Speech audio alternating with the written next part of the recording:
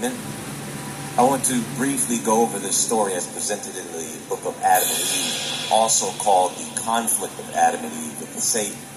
And as I present this to you all, I also want to go over another conflict, another argument, variance, or clash, not with the ancient figures of ancient texts, but with information.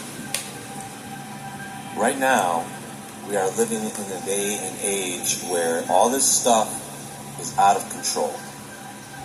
I mean, the information presented across the internet is just chaotic and all over the place. So when you are presented with information like this, you have to ask yourself every single time, is this information being presented based on truth?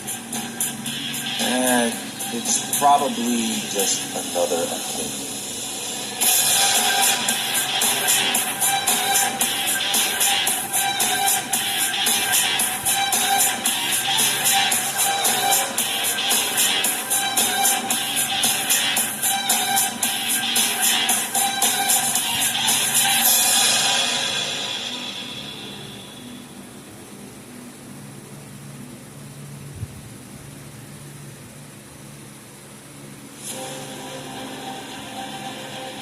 So folks, we have a problem here, and I first want to apologize for my own negligence in these matters. And as a result of what has transpired over the past few years, I have to come to you all with this disclaimer before I get into this topic. In the very first video I uploaded to this channel, there are over 600 videos on this channel now. In the very first video, which was back in 2016, I briefly go over the definitions of opinions, theories, and facts.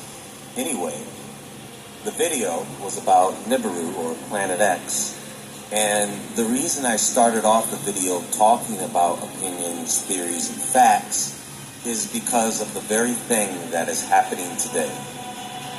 In those days, there were very few people in this particular niche. In other words, there were very few people on YouTube talking about these subjects that I talk about here on the show, and so my channel experienced growth along with them. Today, there are so many people talking about this stuff from various backgrounds that have grown way beyond what I would have expected from this niche. It's impressive, to say the least.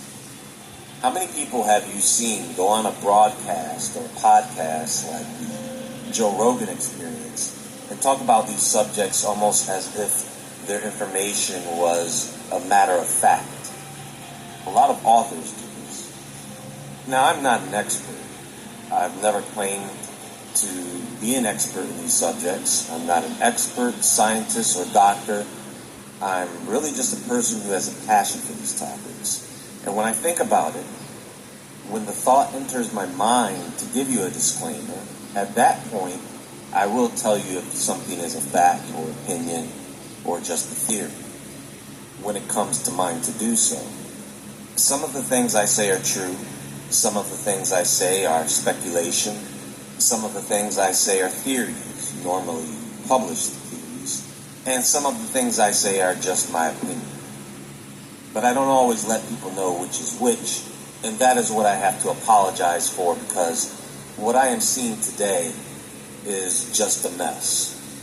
Even though you should always be using your own discernment, never ever just take someone's word for it. For example, when you see someone presenting to you the idea that we are genetically the descendants of aliens like the Anunnaki, in many cases, those people will not say that it is just their opinion. In some cases they will, but you have to be paying attention. When someone says, now this is just my opinion, you can't ignore that they said that. You have to believe that it is just their opinion. You see, I know when someone is stating an opinion, they don't have to say it, because what most people think are facts are just someone's opinion anyway. It can be an educated opinion, which would be more like a theory, or it could just be speculation. And what some of these well-known platformers or sometimes self-proclaimed experts in certain fields are doing is they are going around presenting this type of information to make it sound as if it is a matter of fact, when we all need to be more transparent about it.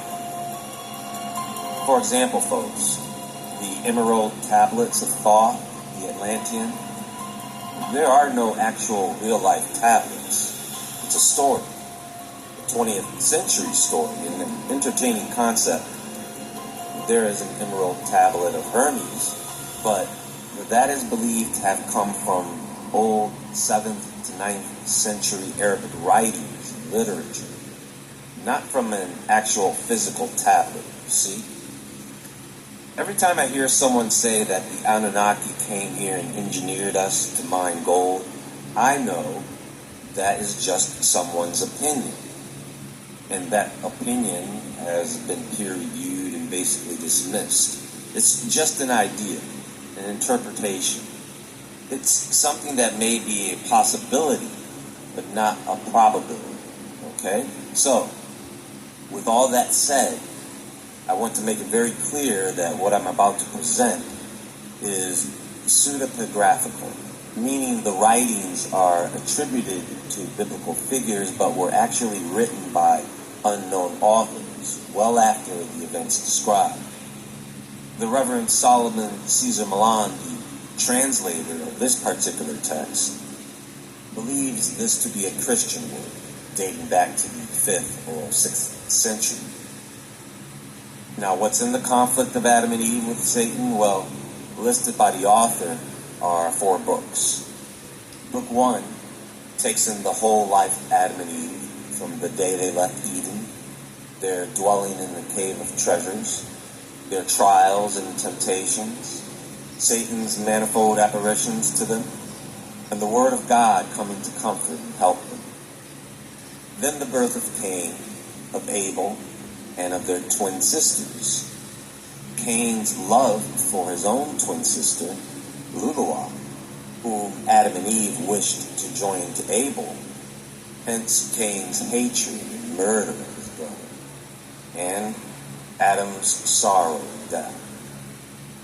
Book 2 gives the history of the patriarchs who lived before the flood, the dwelling of the children of Seth on the holy mountain, Mount Hermon, until they were lured by Ginon and by the daughters of Cain to come down from the mountain and, as fallen angels, to lose God's love for them.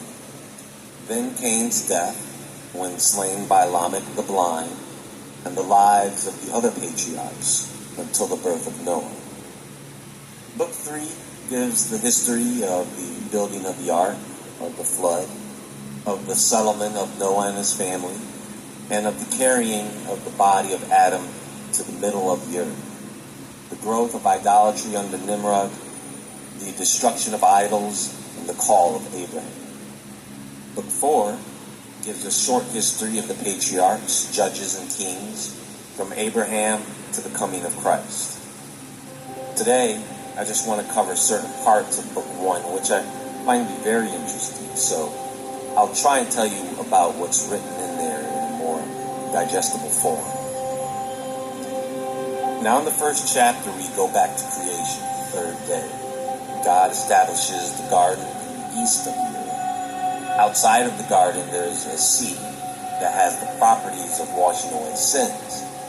Now, while I'm reading this, the author says, this water has the unique ability to cleanse and whiten anyone who bathes in it, regardless of their skin color.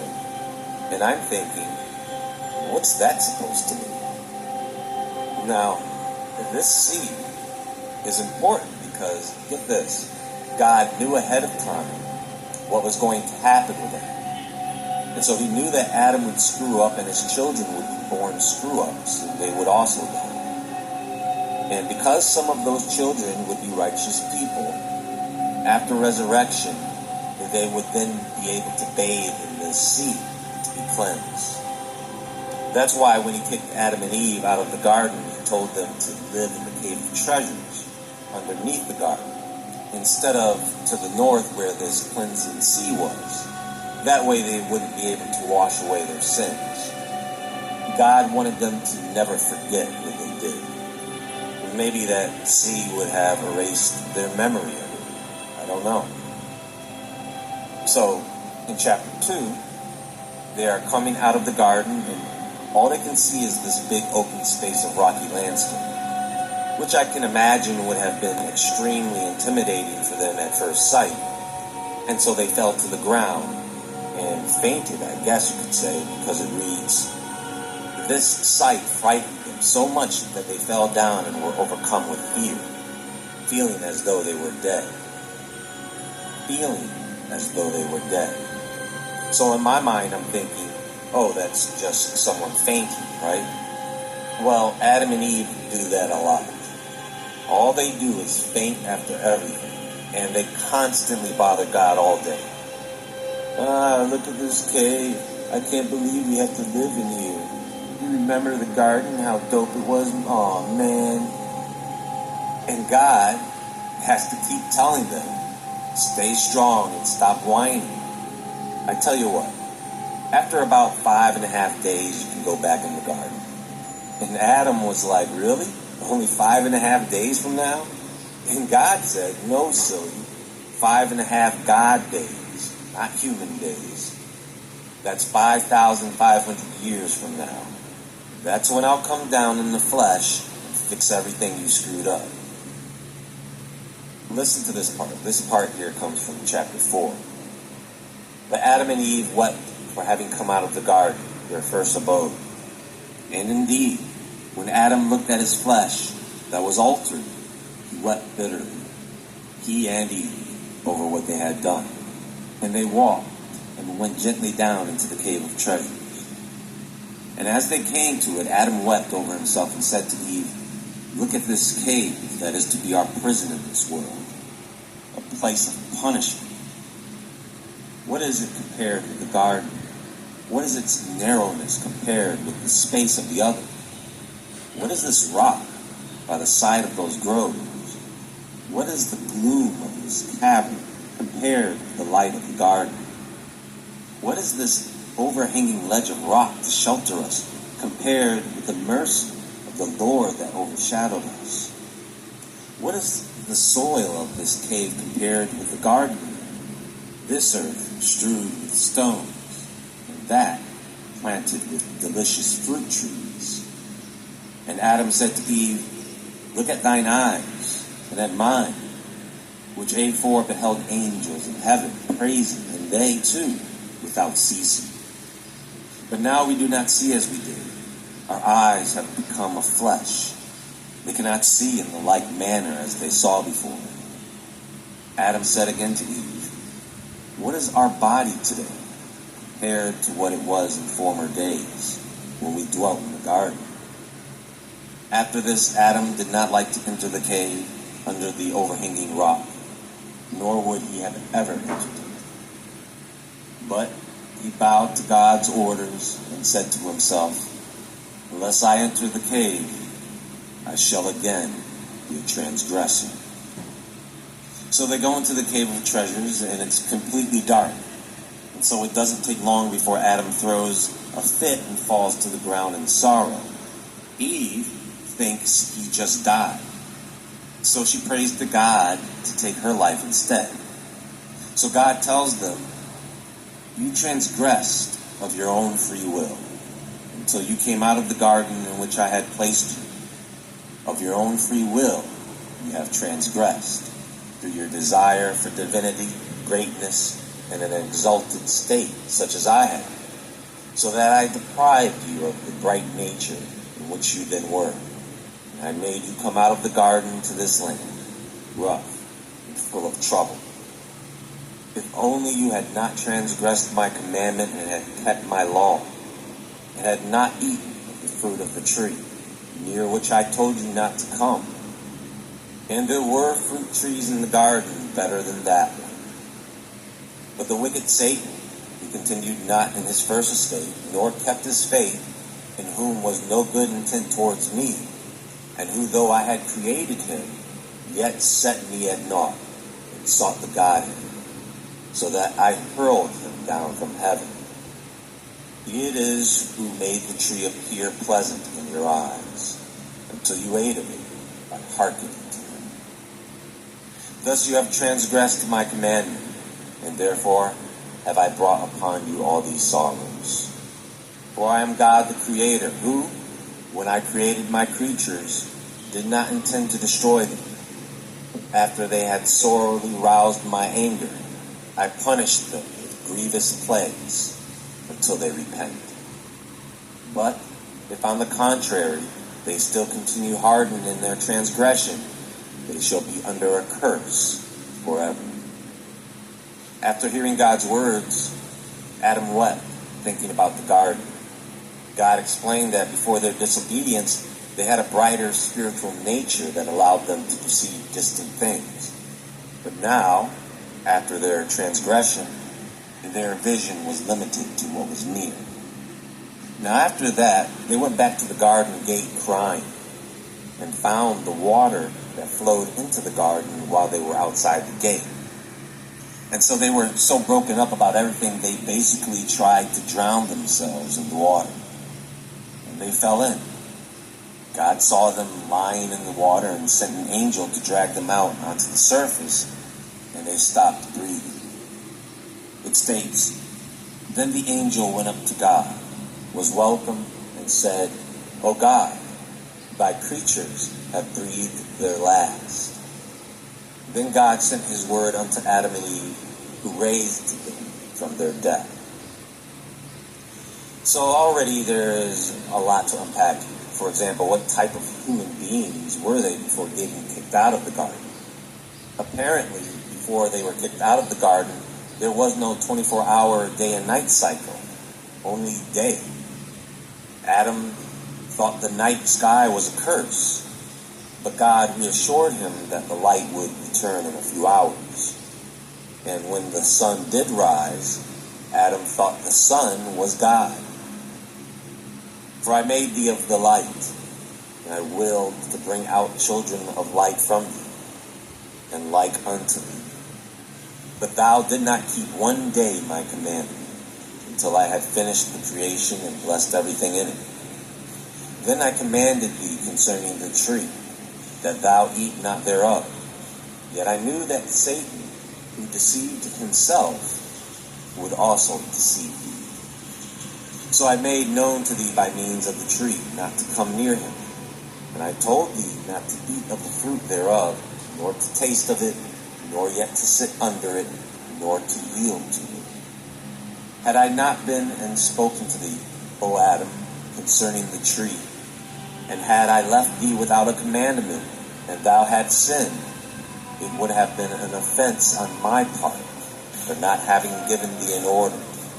Thou would turn around and blame me for it. But I commanded thee and warned thee, and thou didst fall, so that my creatures cannot blame me, but the blame rests on them alone.